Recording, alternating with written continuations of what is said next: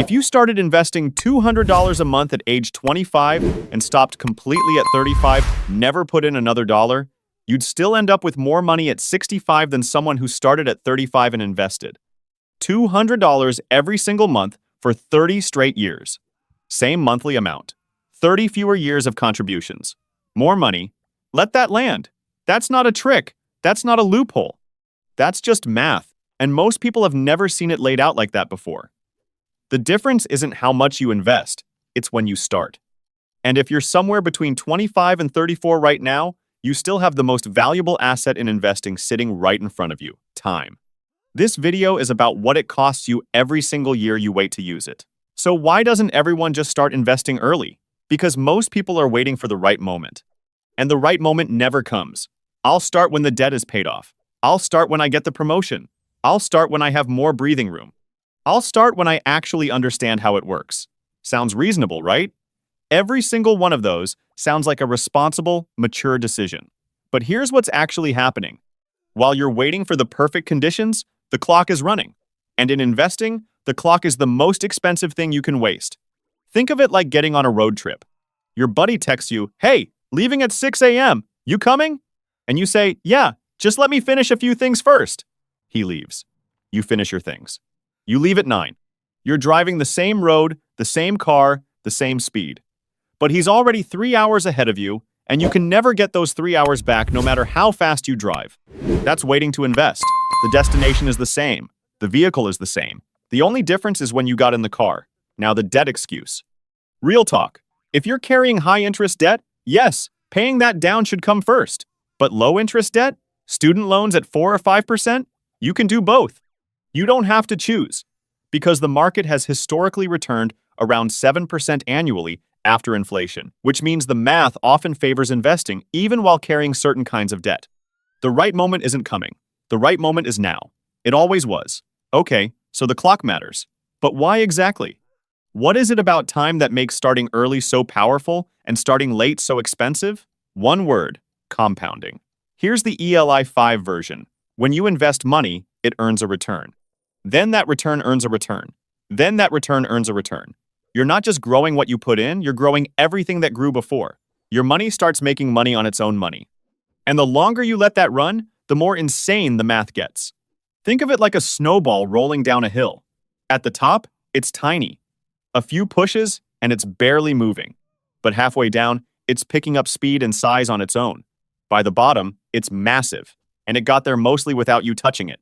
The hill is time. The snowball is your investment. And the longer the hill, the bigger the snowball at the bottom. Here's where it gets real. Let's say you invest $100 a month, starting at 25. At 7% annual return, the S&P 500 historical average adjusted for inflation, by the time you're 65, that $100 a month turns into roughly $262,000. You put in $48,000 over 40 years. The other $214,000? That's compounding doing the work for you. Now start that same $100 a month at 35 instead. Same rate, same discipline. By 65, you've got about $122,000. You put in $36,000. But you walked away with less than half of what the early starter had, even though you were only 10 years behind. 10 years. Half the money. That's not a small gap. That's the difference between a comfortable retirement and a stressful one. And it happened because of one decision when to start. Let's get really specific about what waiting actually costs. Because most people think of delay in terms of what they haven't gained yet. But the real cost of waiting isn't just the gains you miss. It's the compounding on those gains.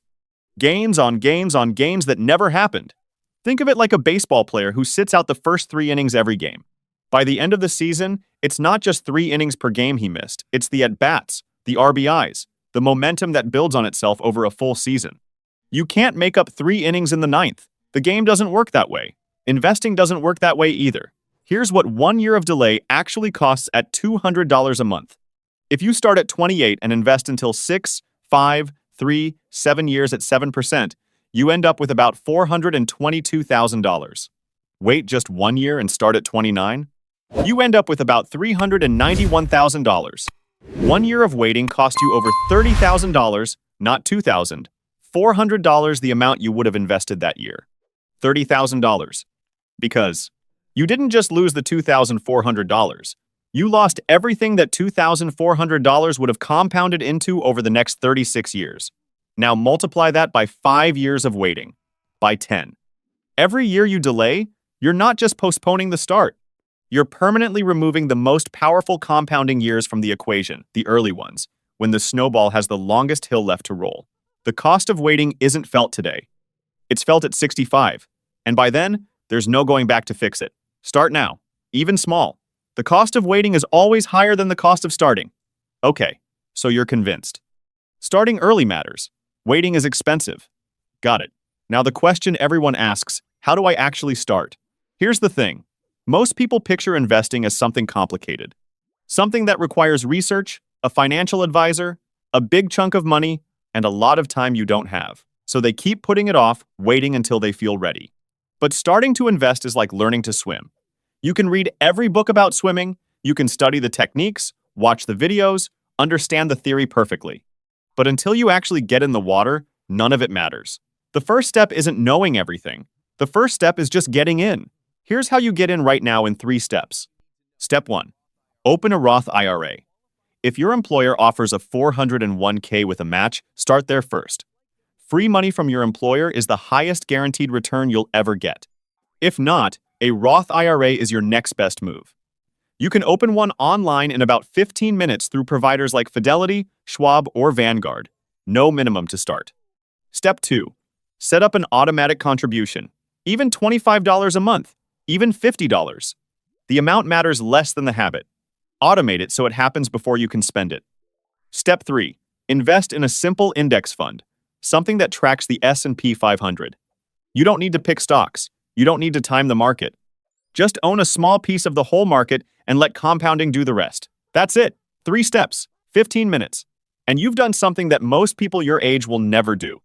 Every year you wait is tens of thousands of dollars you'll never get back. Not because of bad luck.